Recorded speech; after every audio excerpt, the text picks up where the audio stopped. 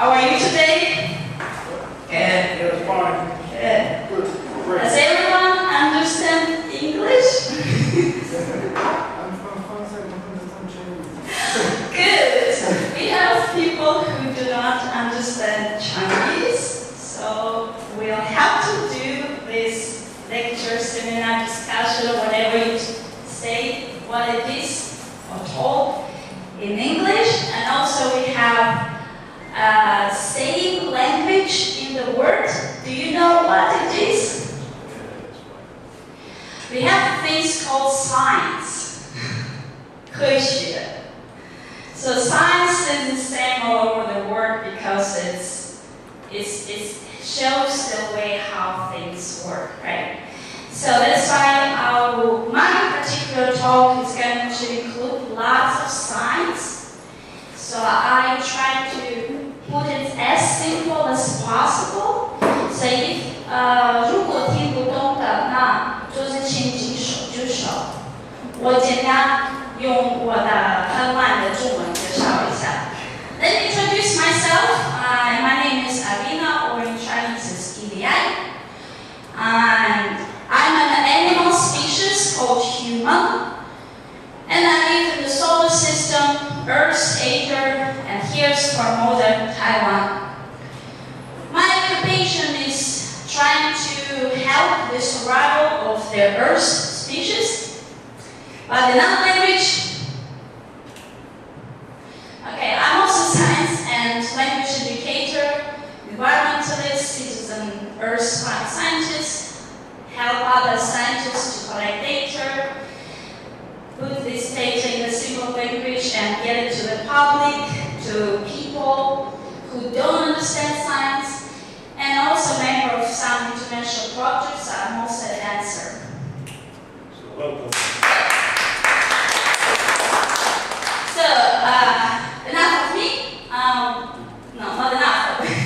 Why I'm doing this talk? So, there are lots of reasons why I'm doing this talk, but the most important that I want to share the message that is all the time on my mind, in my head. I want to share what perhaps people don't know and learn from other people what I don't know from you, because you came here. So that's why I'm doing this talk. And I'm also here because I try to walk the talk like this. So walk the talk means do something. So I try to do something, not just talking. And I'm doing this for some years, and now I think I'm ready to share that. Because walking the talk for years, it's also not so easy. So that is why I'm here. Perhaps you would see that I'm going to talk about how we shape the earth in our image. So we are basically merely a reflection what we are doing on this planet, and our behavior is reflected in our actions. So first I will just give some introduction about what's going on. Perhaps some of you already know this information, but reviewing is always good enough. Then we talk about why and how should we act. Should we act? You is not you, but we together in all this together. So just want to mention that the data is used in this is all the time backed up by science. So nothing's coming from our mind. It's all the data we can find on the internet or in the scientific research. We just read it up. We and Earth. So who are us and who is Earth? So Earth's name is Earth. The planets, the species of the planet, the address is the same address as ours. It's Milky Way, solar system, Earth. Now, the occupation of Earth is, what's that? Give it life, right? So this is what this Earth does. It gives life.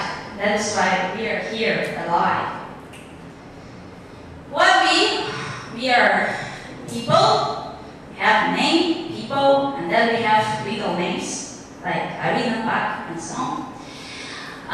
We're a species of animals called human. We have the same address, but we turn it a little bit at earth.com. Because our occupation is making money and consuming life. So it doesn't mean that humans are useless, but the occupation of Earth, the job of Earth, and us are very different. So Earth producer and we are consumers. So despite that, the humans account for just imagine the picture 0.01 life on Earth. So plants are 83%, and where are we? Somewhere, where are we? Here, in the animal kingdom. We belong to animals, right? And we just 0.01, we are 0.01. That's what we are, right? 7.6 billion people. And we consume more than other species consume. Just a picture of them.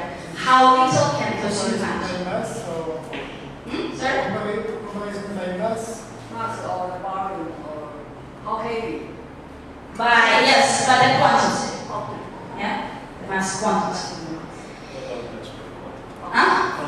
Yeah. So, the picture is that how much we are on life, and lots of life is not yet discovered yet, right? So, it's just based on the data that we discovered this life, right? So we haven't discovered lots of other life yet, like on the deep ocean. We don't have like all knowledge of the deep ocean. We have more knowledge of the galaxy than our own planet in the deep ocean, which is the deep ocean. Yeah? So how does it come? So it's more than 50% of life humans have been consuming, roughly speaking. It's close to 60, according to the recent data. Right? 60% of life, which is humans, just 0.1 of life itself, we consume so much of other lives. So how is it possible? So perhaps that's our job, right? That's what basically we do. We make money, we consume, make money, and we consume again. So just a picture of that. How is it from here or from other sources? So we also like to ask ourselves, right? And everything what we've done in the research, like scientists tell us, basically it's from our consumption. Right? Overconsumption, overweight. So can we ask a question like, is there infinite growth on a finite planet? So if we take a look at this, right? So how many Earths do we need if the world's population look like? You can see the picture, right? So what is the most sustainable living country here? Which one? India, right? So India is there 0.7. So despite India's population, India's population is so much. Yeah, but their consumption is still here. And this is the overshoot, right? That's what's going on now. Later I will talk about the overshoot. What is overshoot? Okay, overshoot. Okay, let's take a look. Earth overshoot day. And what happened is just in 8 months, right? We reached the overshoot of Earth's resources.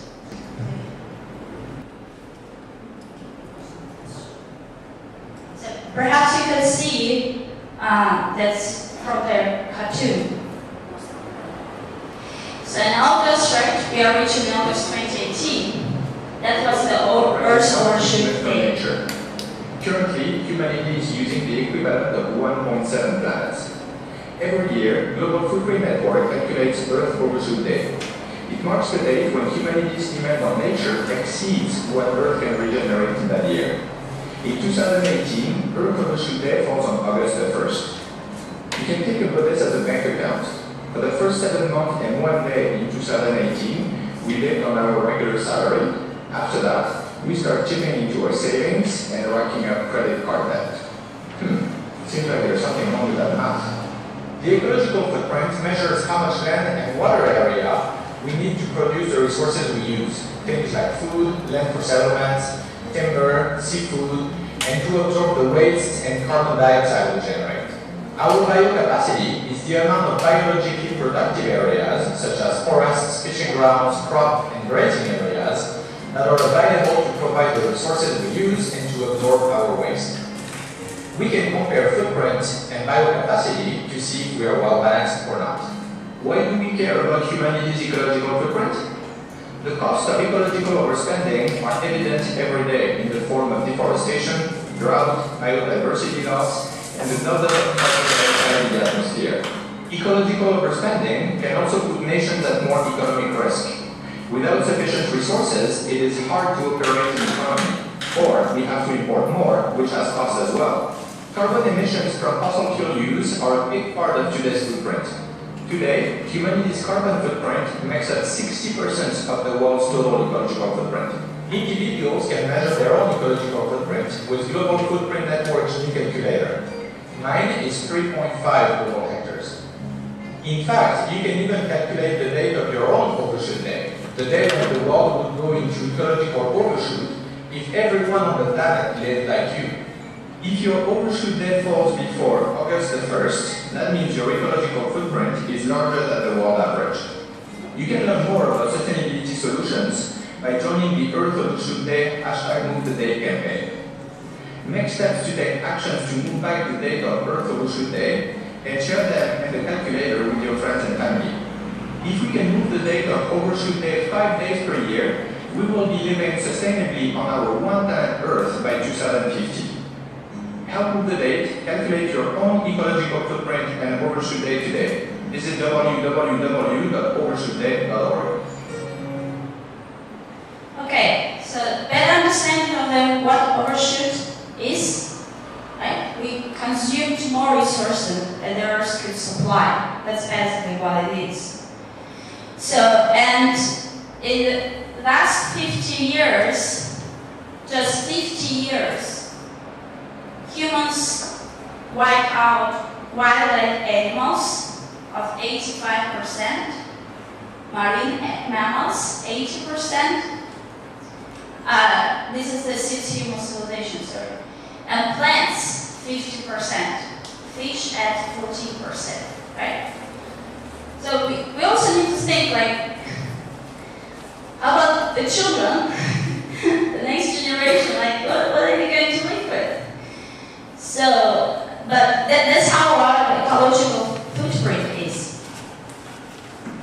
The percentage of insects are very important, so I'm not going to stop in details why they're important. It's actually they're creating the food chain that we depend on because we are animals. So you can see the data for yourself.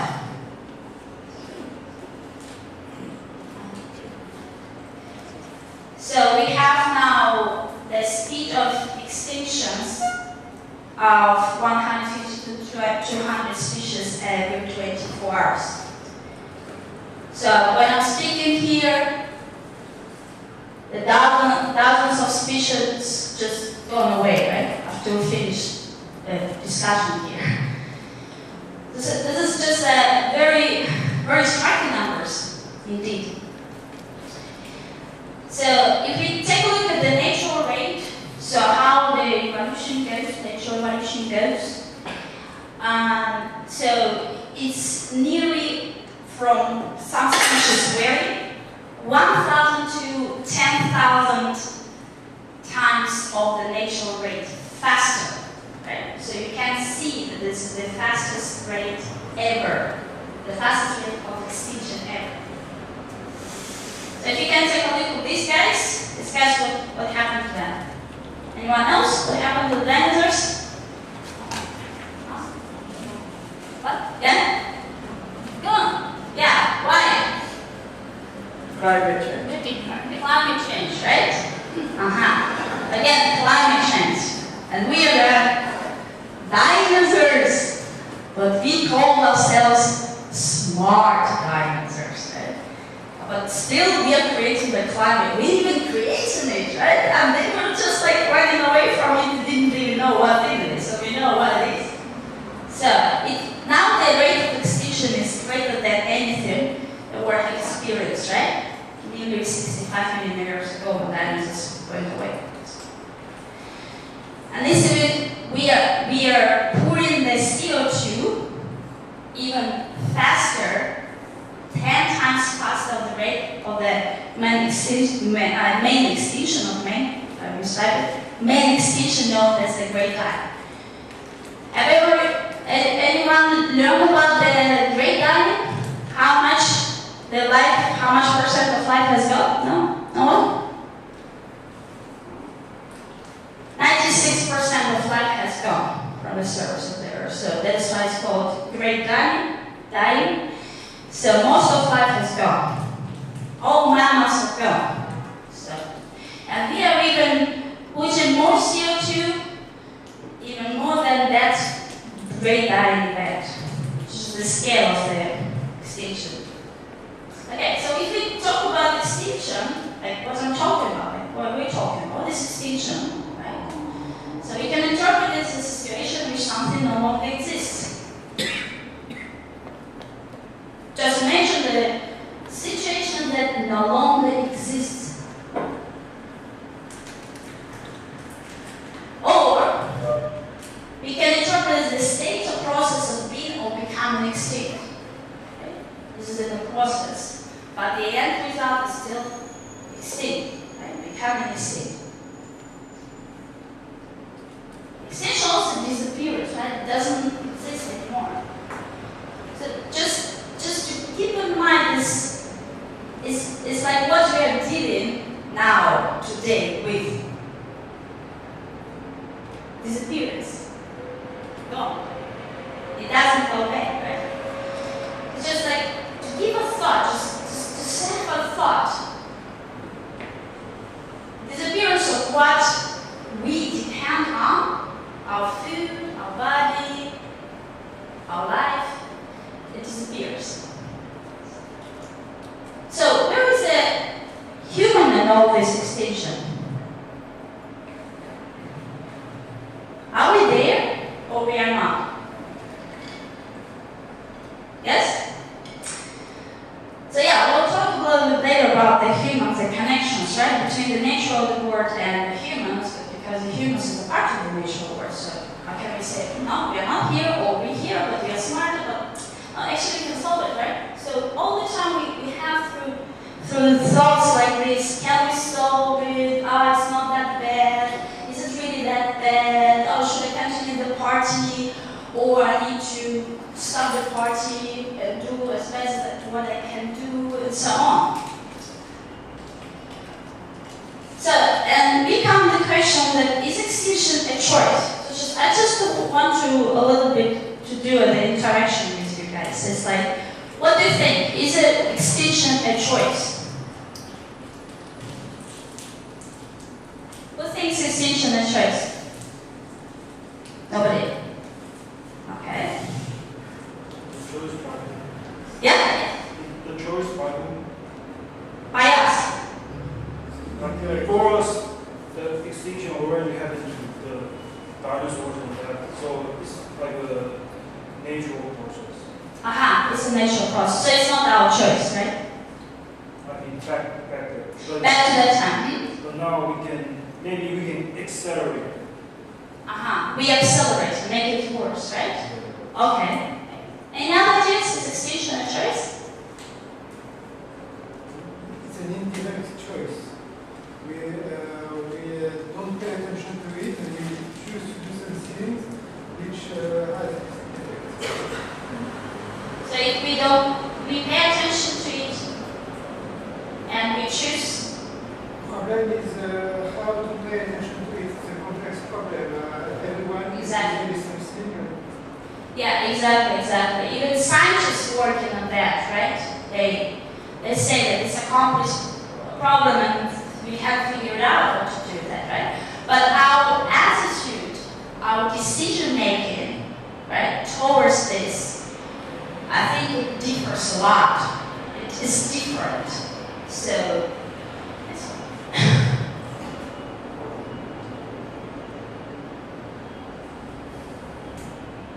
so talk about money, right? Yeah. So again, it's a matter of choice, or it's not a choice, or it comes together with your life. So the rhetorical question is like your money or your life. So we have life, we have money, we have lots of money. How much like is the debt of Earth to someone else there? How many, like 3 or well, trillion dollars, right? So we owe someone. This is the debt of Earth. So, but how do we choose between money and life? Or do we choose between money and life? Or how can we balance money and life? Can we balance the society that we live today with our life, a long life on this planet? Is it really balancing each other? So that we will first come back to these questions from the presentation. So, as living planet index, right, is going down. So you can see the trade here, and we are already here. It was 2002. So the marine species, land species, sea, land, this is the index itself, and freshwater species, water species. It's clearly going down, right? Our life is kind of like going on the cliff over there. So let's talk about a little bit insect decline, so I'll go a little bit detailed here. And does anyone know why insects are important and why they're important? Why do we need insects? Oh, they're like little, they're just few butterflies, and okay, we can live without butterflies, or like, or we can live without bees, can we? Like, any thought of why insects are important? No? Anyone? No? Okay, so just imagine the picture that 40% of insect species have declined, right? This is since the 1970s. Now it's 1/3 of them are in danger, so it's about to die. And it's 8 times faster than of that mammals, birds, and reptiles, right? So we actually we lose insects at the rate of 2.5% every year. So if we continue like this, without money and maybe life, so we have no insects in a century, right? In 100 years, no insects. So we need also to think, what can we do with that? With no insect life, can we survive? Even in Albert Einstein says, if the bee disappears from the globe, then humanity would only have only 4 years of lifespan. Because just like that's the question, right? Why insects are important. Bees in particular, there's no pollination, no more plants, no more animals, no more men. It's like a straight logical chain, right? So insects are a crucial part of the ecosystem. So you can see what happens to honeybees over 20 years in Europe, even 59% in North America. And in Germany, they declared the emergency recently. They lost more than 80% in particular parts of Germany. More than 80% of insects gone. Taiwan, yeah, I was trying to get some data for Taiwan's human-induced extinctions, but In Taiwan in particular, perhaps there's someone who can give us more feedback on that. Let's also collect the data about Taiwan. So also, yeah, you can see, right, in red is under extinction. The species under extinctions are the insects.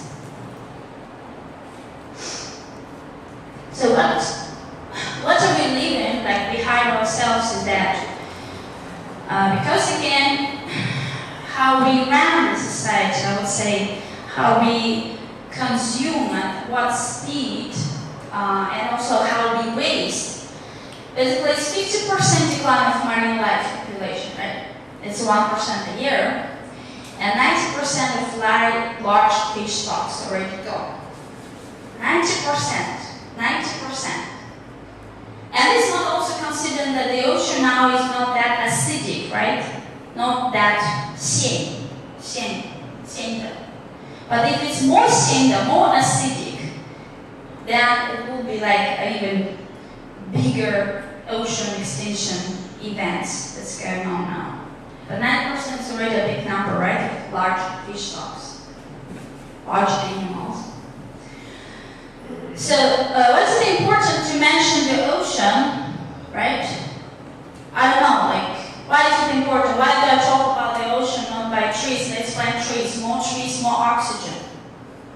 More trees, more oxygen. Go out and plant trees. Everyone talks about let's plant trees. Plant more plants, create oxygens. The government creates those, in Taiwan also started to create those green alleys, right? More oxygen plants. But the funny thing that is, this kind of thing is called phytoplankton. And that is actually the little thing that we perhaps even can't see without human life, because so little, just a little bit of it you can see. That 40% phytoplankton lost since 1950s, and this is the very base of the food chain, ocean food chain. Okay, and what about oxygen? We can just plant trees, right? But the oxygen most of oxygen comes not from trees or from plants. It comes from the ocean, 70%. But there is even a project which is partially involved is save the oceans, save life.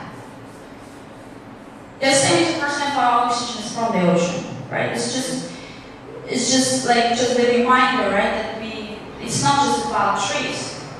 And even when we plant trees, we need more land, more earths to plant trees for the amount of CO2 that we put in the air. There is not enough land to plant that amount of trees. So basically, we need to work a lot on the ocean, right? If we want to save something from there. Okay. So in general, right? So you can see the numbers that 60% of vertebrate animals have wiped out. Freshwater habitats is collapsed by 83%. 83%. And South and Central America is the worst affected region globally, right? So all the trend goes like this. So it's just by animals and by regions. So roughly speaking, it's like a scientific conclusion that humans wipe out 60% of animals since 1970. 50 years, 60% of life, animal life, gone. So, yeah, so if you have children, I take them more to see more animals because how sadly it is, maybe they will not see any more of them. So now imagine if 60% of humans were wiped out. Just imagine. Just have a thought. Yeah? It will be great. It will be great, yeah. More space for animals, right? For life. But how big that is? We're talking just animals, right? So 60% of animals gone since 1970. for 50 years, 50 years. So how about humans? What will happen? How much is it? How much 60% of the population, human population? How much is it? Let's see.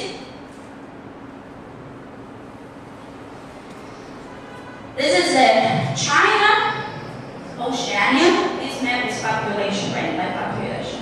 Taiwan is very big here, but it's not like Taiwan. By population, it's very Taiwan. It's China, Oceania, Africa, Americas, 60% of the population, and Europe. Yeah, Americas, Europe, Africa, Oceania, and China. That's 60% of the population, right? If 60% of the population are gone, then that will be Americas are gone, Europe is gone, Africa is gone, Oceania, China are gone. Oceania is Australia, New Zealand, and part of Indonesia, southern Indonesia, right? This is Oceania.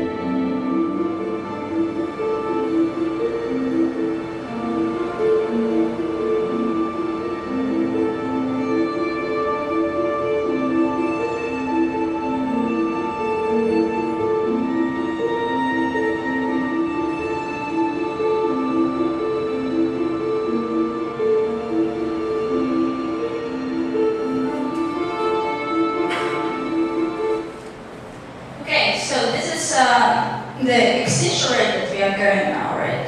So just to give you the picture, let's just review that. So we have the ecological stresses that lead to that extinction event. The scientists call the sixth mass extinction, right? Sixth mass extinction, okay? So, and people talk a lot about these subjects, right? Population, biodiversity loss, food systems, and failure of food systems, fresh water scarcity. And in my own humble opinion, this one is kind of like very politicized thing, right? Climate change. It's very politicized. But let's see how this climate change can threaten or even worsen what we already have on our shelf. We have these kind of issues, and then we put this issue on the top of those kind of issues.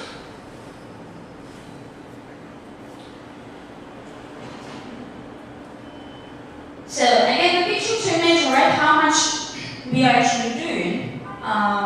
What we are doing is every single day, right? So why is climate changing? Is every single day we put 400,000 of nuclear Hiroshima bombs in the air per day, every 24 hours. So this is the amount of energy that our planet gets, and it needs to go somewhere. So that's like, oh, catch energy, right? Catch the bombs. What are you going to do it, right?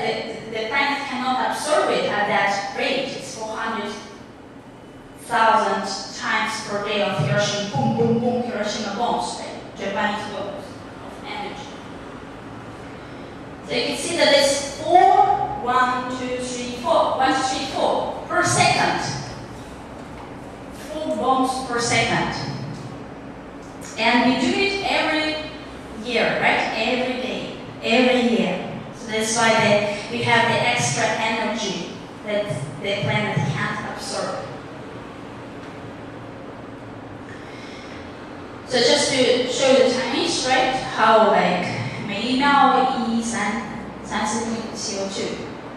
So that's how the amount of energy the Earth is getting. So the most important part is that, yeah, energy can get to Earth and Earth can absorb it, but the thing is with carbon dioxide, it stays in the atmosphere for a long, long time, even over 100 years. So it's not just like you put and then it cools down, it stays there. And the effect of this CO2, the amount of energy that we put in the atmosphere, in the air last year, now we have the temperature, because there is a delay from when you put CO2 and then you get heat, the temperature, after you put it around 10 years, after 10 years. So let's see. Who is that? Just kidding.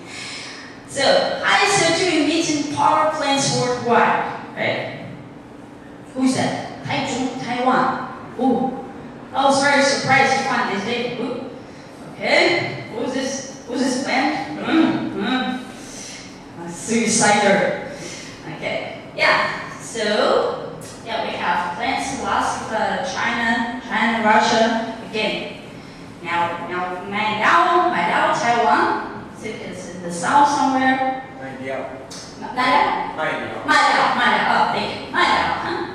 So yeah, so Taiwan has 2, China has 2. Taiwan doesn't yield China. Very strong here as well. So everyone says, oh, Chinese, they're polluting over there. Yeah, Taiwan does also, and Russia and this we together. All right. So it's just a Chinese English graph, right? So if we say, here's by CO2 emissions by the gross domestic product, Taiwan is 45. Take that 45, we rank 45. Yeah, and there's a millions tons of CO2. Millions tons of CO2 by then Taiwan gets the rank 21st, so it's not so. Taiwan is a very big energy consumer. It's not just non-energy consumer, right? It's a very big energy consumer compared to the size of Taiwan as well. Yeah, so we got 2018, like again, was the 4th warmest year. And we have the very stable trend, right? The past 5 years have been the warmest, very stable trend of 18 years, the warmest years ever, right? The hottest. This is just the graph from NASA. How the planet is warming from the end of 19th century up to 2014, I think. It's amazing. It comes from blue to red just in a little bit more than 100 years, right? Yeah, and we're here. So this is a carbon dioxide parts per million. Now history, and we're over here, right? So this is we've got like 412, I think, ppm right now, 412, 413. And we already beaten like all the historic levels ever, right? They were like jumping here, and the highest one. Yeah. But we also can talk later why we don't have that temperature rise very high as on those years, but the amount of carbon dioxide here very high. Why don't we have these high temperatures, right? We can talk about this later, just don't want to take time for it. It's because of the lots of Earth system, they're cooling down, and it takes time for the heat to express itself. So yeah, that's where we are. We're here, May 2013, right? And we are highest for 3 million, more than 3 million years. This is the highest for 3 million years, the temperatures. So the temperatures that you are having now, experience now, are the highest ever any human experience. We live on the hottest ever planet that every human in the history lived ever. So just imagine the picture, right? Yeah, so what did we do with it? Come on, you talk and talk and talk. Yeah, I know all of this, right? And scientists talk and talk. And we were talking since 1989, right? When James Hansen made a public announcement about the detrimental effects, bad effects of CO2, right? And there were several warnings from scientists at that time. So, then scientists talk a lot, but they didn't talk to the governments, and the government didn't want to listen to them. So they come up with some scenarios above the 2C planet level of the temperature. So we over here, planet temperature now is around 1.C degrees pre-industrial level is 0.80. Although some sources say that we are already over 1.1 C degrees level. It's because they don't consider many feedbacks from the system. We call it feedbacks, right? When you trigger one, then it goes. The Arctic is gone, more heat comes in, right? So lots of sources like the government sources, they don't consider these effects. So that's why they say, okay, the lowest is 0.8 C. So, and the safest recently is a 1.5 C. So, what are we talking about? We are just over here, okay, and we have years of beautiful life. Then perhaps something wrong is happening. But really, or we are already getting that. And how fast is happening?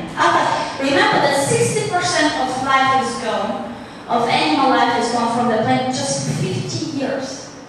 60%, right? Okay, that's how we talk to scientists talking to the government, right? So we are saying we are destroying Earth, and here is the evidence. And government say, could you please tell us it in another language, right, that we can understand? So it's just a communication between scientists and the government. So they created the Intergovernmental Panel of Climate Change, called IPCC, from those scientists who would use very soft language to talk about the data and even don't consider some data because it was too dangerous for the government to take in. The government would take that data, right? So very conservative data said, what do we need to do? We need to lower down our emissions by 45% by 2030. Really? So, by 2030 we need to go 45%. And more importantly, we need to start it right now. So we need to start it right now, right? So then perhaps we will get off the emissions. That most scientists don't think so, because there is a lot of delay time between the CO2 and the temperature increase.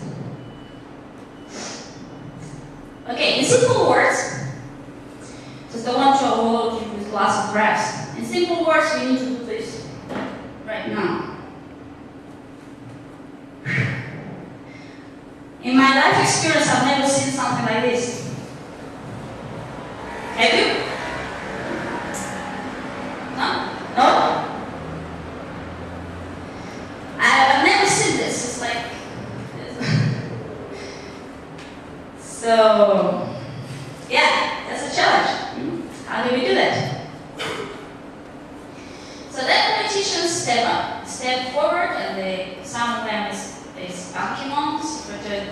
Secretary General of the United States, right? And they started to talk about the issue already in more urgent, emergency language. And now there is another Secretary General of the United Nations, right? Every day, I'm faced with the challenges of our troubled and complex world. But none of them looms so large as climate change. If we fail to meet the challenge, all our other challenges will just become greater and threaten to swallow us. Climate change is quite simply an existential threat for most life on the planet, including and especially the life of humankind. So, politicians who just Secretary of the United Nations have no power actually to change anything. I mean, they're trying at least to talk about this in the mass media, which is very important, which is finally they started to talk about that, because years ago they didn't even talk about that. So it's just like how the climate change is threatening and making worse what we already got with the extinction, right? Remember the extinction, right? There's a global temperature rise, warming oceans, shrinking ice, decreased snow cover, glacial retreat, and many others. It's just some of them.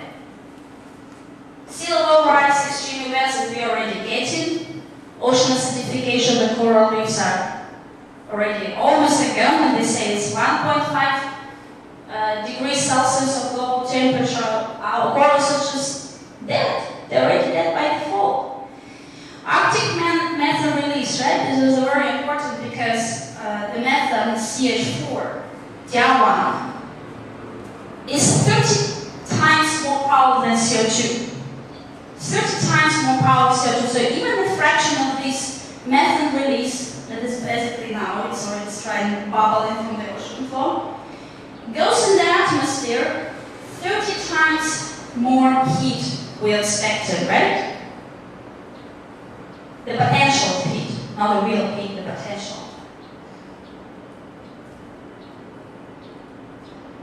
So just to conclude that we began the 6th great mass extinction, right? And we do it for 150 years, so it's been contributing to that because we are dependent on fossil fuels. So we have it's greater than the Great Dying. The glaciers in Alaska alone are losing an estimated 75 billion tons of ice every year. It's a lot of ice every year. And again, talk about the 50 gigaton burp of methane from thawing Arctic permafrost, right? And it will release about 2/3 of the total CO2 that we pumped already in the air since the beginning of the industrial era. It's 2/3 more CO2. We are not doing anything. It just will release it already. We will release it then. The CO2 will, the methane will be released.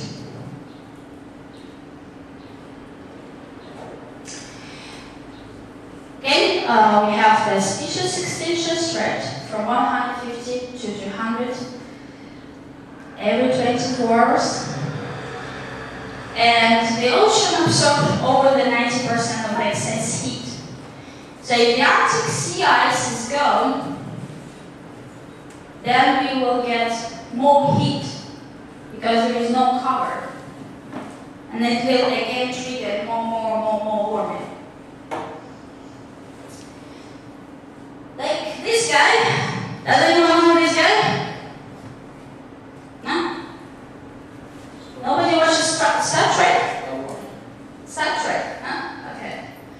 This guy said that destroy your hot planet ecosystem for endurance is highly logical. That was a very logical guy, right? Very logical guy. The most logical is Star Trek, right? Yeah, and he's right because we destroy what we live on, so that's what we do, right? This is kind of like illogical. Not so cognitive logical. What else could be more important than this? Where are the humans on this equation? Our responsibility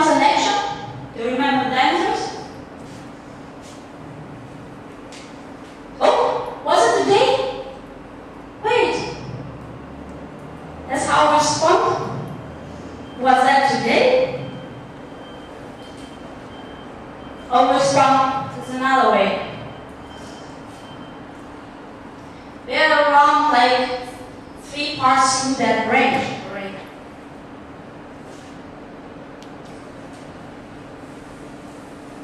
We already have economy loss of human habitat. There are refugees going to the Europe, not for a vacation. They want to have a vacation in Europe.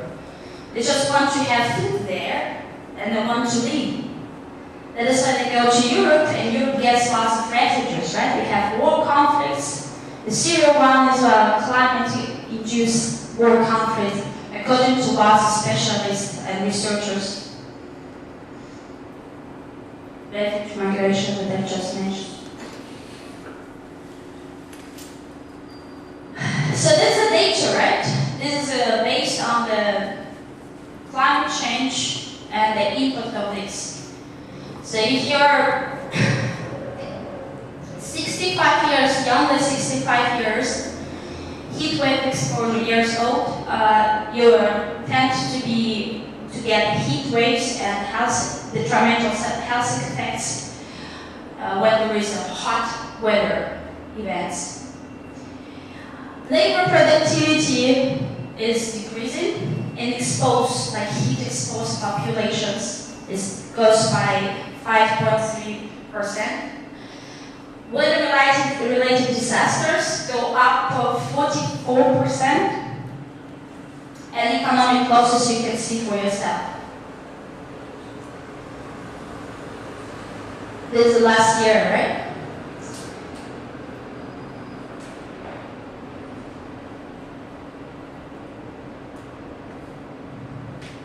So now you can ask a question like, what's that? What can I do? Okay, everything is bad. You tell me bad news. Tell me something good. Come on.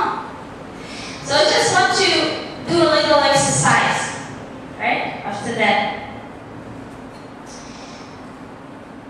So we need to recognize what we feel now. So if you feel shock, please stand up. Shock, right? This. My Chinese is not so good, sorry. It's like, shock, I don't know. Like, thank you. Sorry. My real Chinese is bad. Ji. Okay, thank you. Keep saying. No, you can stop. If you feel anxiety, right? Anxiety, anxiety, please stand up.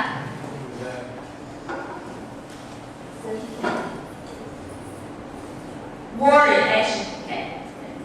Okay, that's good. Sadness. If you still also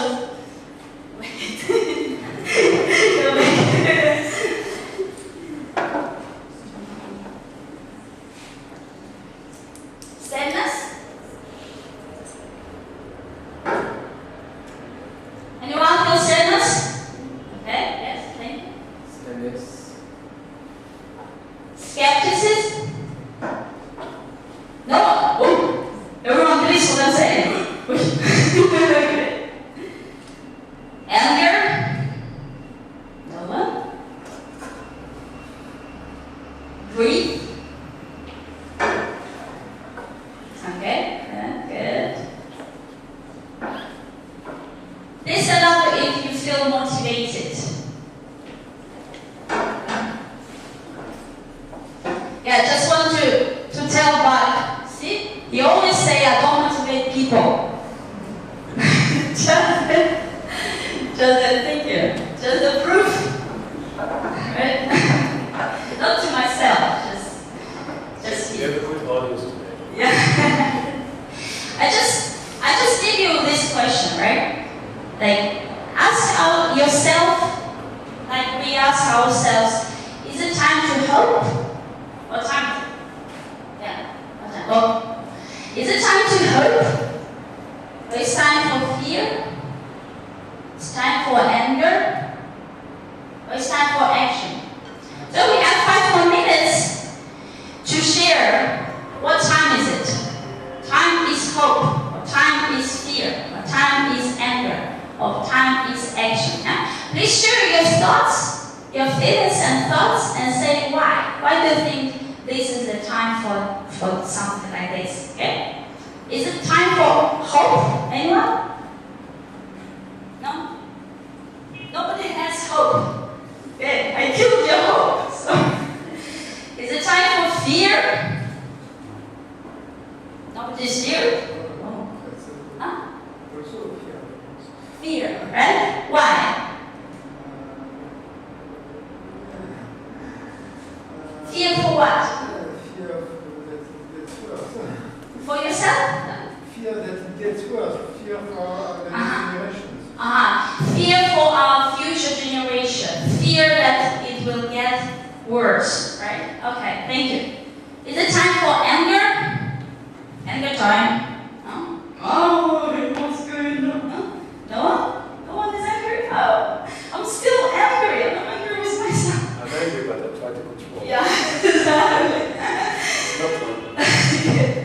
Or is it time for action? Yes. Action! Mr. No, right? Terrible action. Correct, direction. Action. Action, direct direction. No direction. Okay, action. Why is it time for action? Anyone to share? Yeah. If you do right now, you will be too late. If you don't do it right now, if you don't take action, it will be too late. Right now, right? Anyone else to share why it's time for action? Guys, no, never, because we only have 12 years. We only have 12 years, and this is the most positive scenario, right? we need to act now. We don't have to. Every time when we say, we have 12 years, we have 1 year, we have... Okay, yeah, well, let's see what it said. Yeah, 12 years. Anyone else? Time for action? Oh, yes. The big question is how. Yeah, the question is how, right? So, we will have a break, because it's time for break, now time for break. So we can talk about that, right? You can also know each other, you can take a break, drink water and so on. And then I will invite Bob to talk about how, right?